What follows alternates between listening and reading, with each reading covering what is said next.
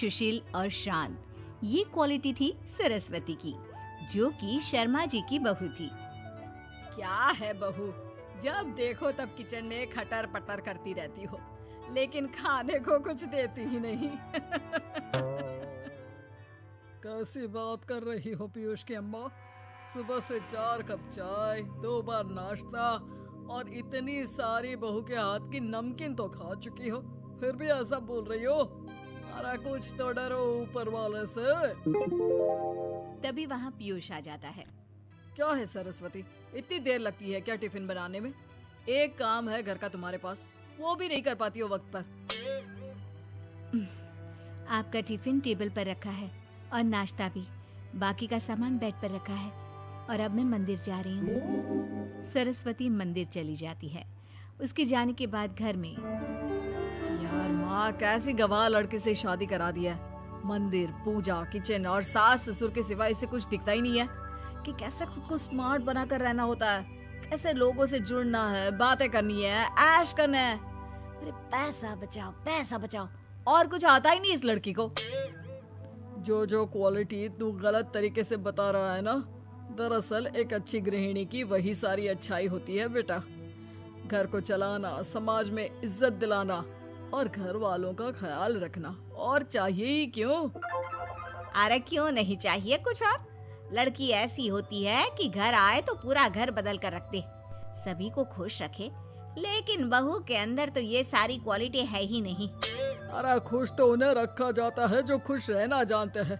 तुम लोगों को तो कोई खुश नहीं कर सकता। पिताजी, अब आप ही लोग सोचिए, क्योंकि मैं किसी और से शादी करना चाहता हूँ। आप लोगों को बहू के साथ रहना है या मेरे साथ? क्योंकि मैं अब इसके साथ नहीं रह सकता। मैं बहू को नहीं छोड़ सकता। उसके मरते पिता को मैंने वादा किया था कि मैं उसे बेटी बनाकर रखूंगा। तो ठीक है ना माँ, तैयार कर ले अपना सामान, हम दोनों किसी और घर में रहने चलेंगे तेरी नई बहू के साथ। अरे हाँ बेटा, वही ठीक है, लेकिन मैं तेरे पिता के बिना भी तो नहीं रह सकती। तो मेरे बिना रह सकती हो? ठीक है, मैं अकेले ही चला जाता हूँ। बेटा वहाँ से चला जाता है, लेकिन सास का दिल नहीं लगता। बहू मंदिर से भी हो आती है और फिर, माँ, पिताजी, खाना लग गया है, खा लीजिए। हाँ, तुझे बस आता ही क्या है, खाना बनाना और खाना खिलाना। अरे सुन, मेरे सारे कपड़े पैक कर दे। क्यों माँ जी, कहीं जा रही हैं क्या? हाँ बेटे, ये अपने बेटे के साथ रहने जा रही है, लेकिन घबरा मत, तेरा पिता तेरे साथ है। बहू समझ नहीं पाती कि उसके साथ हो क्या रहा है, लेकिन फिर ससुर उसे सारी बात बता देता है। बेटा, ये नई बहू कब आ रही है? मुझसे घर का काम नहीं होता। वैसे भी तेरी पहली निकम्मी बीवी ने मुझे किसी काम का नहीं छोड़ा। माँ वो बस आने ही वाली है, और हाँ माँ, उसके आगे ना थोड़ा स्टैंडर्ड से रहना, क्योंकि वो थोड़े बड़े घर की लड़की है। उसका एक स्वैग है, स्वैग। तभी वहाँ एक बहुत सुंदर सी लंबी सी लड़की आती है। हे पीयूष, भागकर कैब से मेरा सामान ले आओ, और हाँ प्लीज एसी ऑन करके जाना। रीमा, ये मेरी माँ है। तुम चाहती थी ना कि मेरी माँ हम लोगों के साथ रहे। हेलो आंटी जी, हम लोग ना जल्दी शादी कर लेंगे, फिर मेरी जैसी टॉप लड़की आपको अच्छी बोलेगी। एक्साइटेड होंगी ना आप? पर नो इश्यू। पीयूष, सामान ले आओ ना, एंड आंटी आप पानी ले आइए प्लीज। माँ को तो समझ में ही नहीं आता कि वो क्या करे।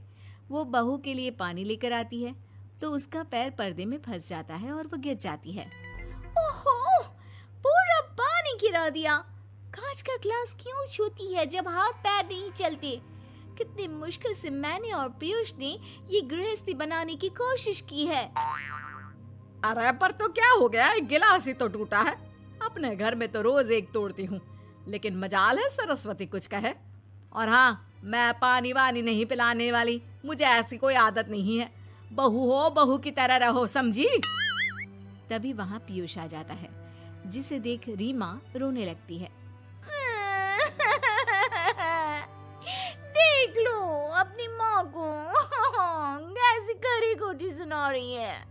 और अभी तो मैं आई हूँ, थक गई थी, बस पानी क्या मांग लिया। कह रही है बहू हो, बहू की तरह रहो।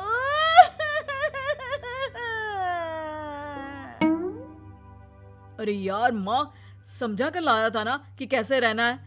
माँ ऐसा करोगी तो मैं भी नहीं रख पाऊंगा तुमको हमारे साथ। वैसे भी आप ये समझो कि रीमा ने खुद कहा था कि माँ को साथ रखना। अरे हाँ हाँ बेटा, वो सिर्फ इसलिए कि मैं घर का सारा काम करूं, बैठे बैठे इस महारानी को खाना पानी दूं। वैसे भी मैं जा रही हूँ, मुझे तो इस लड़की की शक्ल भी अच्छी नहीं लग रही। मेरी सरस्वती के आगे तो ये कुछ भी नहीं है। निकलो निकलो यहाँ से। मैंने सोचा था बिना पैसे का नौकर मिल जाएगा, लेकिन नहीं। कुछ लोगों को आदत होती है फ्री की रोटी खाने की। निकलो यहाँ से। पीयूष, धक्के के मार कर निकालो इस औरत को यहाँ से। अरे ये कैसी बात बोल रही हो रीमा? ये माँ है मेरी। माँ ना थोड़ी जिद्दी है। अरे वाह बेटा वाह, अभी भी तुझे मेरी ही गलती दिख रही है ना? कोई बात नहीं। माँ वापस घर आ जाती है। बहू, मुझे माफ कर दे बेटा, वो तो शैतान का नानी है। माँ, मैं उनके बारे में कोई बात नहीं करना चाहती। ये मेरा मायका है। अब आप लोग मेरे माता पिता। मैं हमेशा यहीं रहकर आप लोगों की सेवा करूंगी। नहीं नहीं बेटा, हम करेंगे तेरी शादी किसी अच्छे लड़के से। अरे कोई जरूरत नहीं है, मैं देख कर आई हूँ जो हालत है ना पीयूष की, वहाँ नहीं टिकने वाला ज्यादा दिन। ना टिके वो उसकी मर्जी, लेकिन मेरी बेटी इतनी गई गुजरी नहीं है जो उसे कभी भी छोड़ो और कभी भी वापस आ जाओ तो वो तुम्हें अपना ले। अब ज्यादा ही हो रहा है आपका। माना मैंने गलत किया बहू के साथ, लेकिन वो उसका पति है। और फिर कहावत है ना, सुबह का भूला शाम को वापस आ जाए तो उसे भूला नहीं कहते। तभी वहाँ पीयूष आ जाता है। माँ, वो भूला आ गया, मुझे माफ कर दो। सरस्वती के जिस गुण को मैं सही नहीं मानता था, दरअसल जीवन को सही तरीके से जीने के लिए वही गुण होने चाहिए। मुझे माफ कर दो सरस्वती।